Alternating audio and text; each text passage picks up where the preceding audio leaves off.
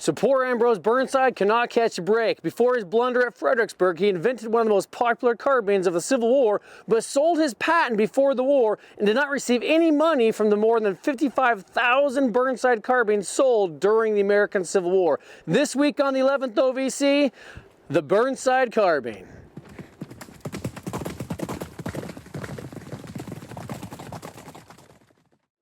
So the more than 400,000 carbines purchased by the Union Army during the war, none was more colorful, if you will, and none better built than the Burnside carbine.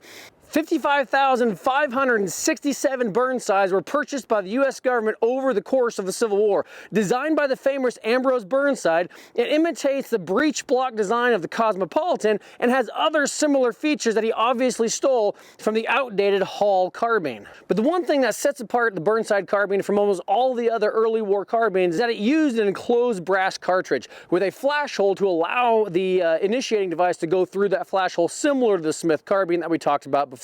This brass cartridge also solved the common problem from breech loading carbines at the time, which was how to seal the breech when it was discharged. The bulge of the brass cartridge served as this seal. When the cartridge was fired, the brass would bulge and would expand inside the chamber like modern cartridges used today. This innovation allowed the Burnside carbine to be one of the most popular carbines of the war because it was able to seal that breech better than a lot of other carbines out there. When the war broke out, the shortage to supply new cavalry regiments was so dire that the entire Washington arsenal reported only the following carbines in its stores. One Joslin, yes, one Joslin, 92 Gallaghers, 6 Symes, 6 Schroeder carbines, 157 Sharps, again, the king of all carbines, right? 36 Musketoons, and 2 Burnsides. From this point, the Burnside would grow to be the second most popular carbine used for the first 3 years of the war, only outpaced by the Sharps and then later the Spencer carbine.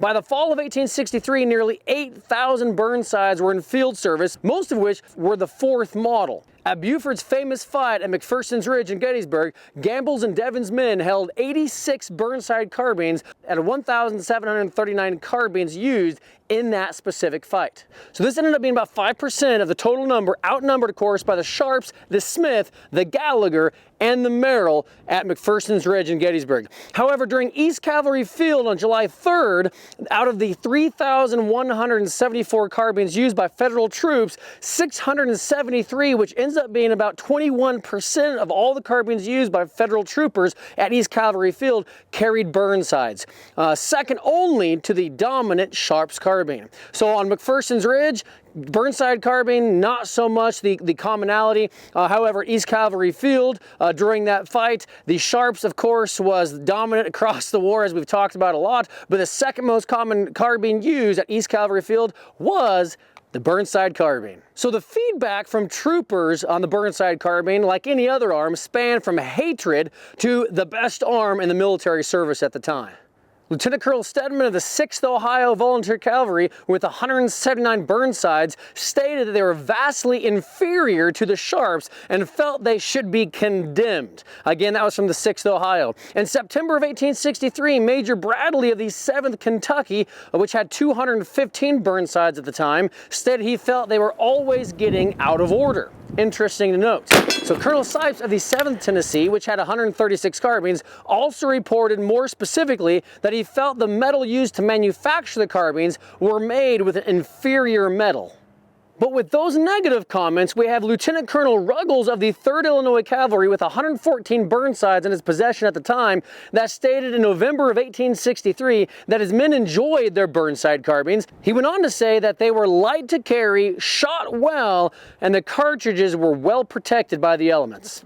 So now let's talk specifically about how to fire this weapon. The operation of this carbine is quite nice actually and smooth. The lever at the bottom of the trigger guard unlatches and the breech block allows it to pivot and rotate, providing a clear access to slip the brass cartridge inside the breech block. Once loaded, the block is then rotated back into place, and after the cap is placed on the nipple, it's ready to discharge. So my personal experience with the Burnside Carbine shooting at live fire for the first time was actually for this episode and filming the live fire sequence that you'll see here in a little bit. One of the things I noticed and actually enjoyed is that the Burnside Carbine is by far the most accurate original firearm that I've shot.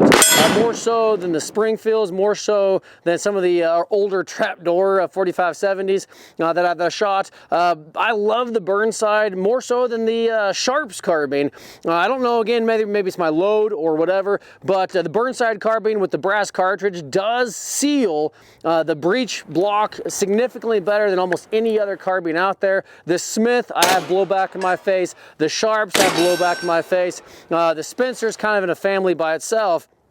But one thing I do is the Burnside carbine is the most accurate shot, at least out of the originals that I've fired. And I would say this, considering I've only shot it maybe 20 times so far now, is my favorite original carbine for live fire. And it is true, it is one of the lighter ones out there, probably only second to the Smith carbine that I've held out there. It's really, really good, easy to handle, and of course, being the 4th model, easy to not jam. Now, the differences I learned about the 1st model, the 2nd model, the 3rd model, and the 4th model, and then ending on the 5th model, is something that we'll have to do another episode on. There's a lot of really cool details. It's definitely one of my favorite carbines.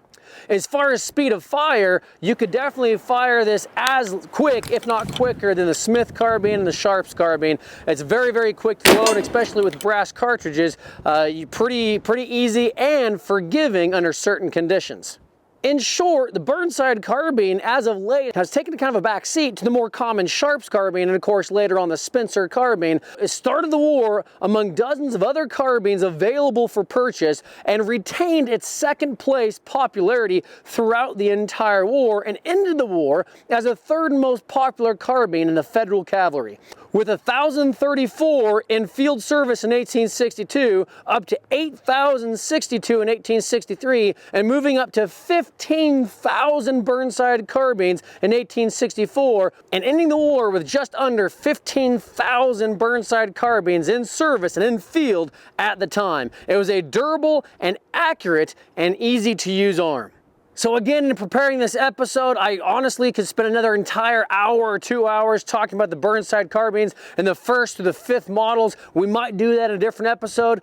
It's actually come to be my favorite carbine in use. One thing I did learn talking to some old timers, that before reproductions became really, really popular for reenactments, a lot of the reenactors used original Burnside carbines because they were easy, they were cheap, and they were able to find them pretty easily, like I said, to be able to use in Civil War reenactments. So whether you're a hobbyist, whether you're a reenactor, or whether you're a collector, the Burnside carbine is definitely one of the favorites out there. So for your reenactors out there, maybe we bring the Burnside carbine back again, and next time we see you in the field, may it be with the Burnside carbine. Until next time, please like us on Facebook. Please click the subscription button down here and the bell to receive notifications when we post things. And until we see you in the field, ride hard.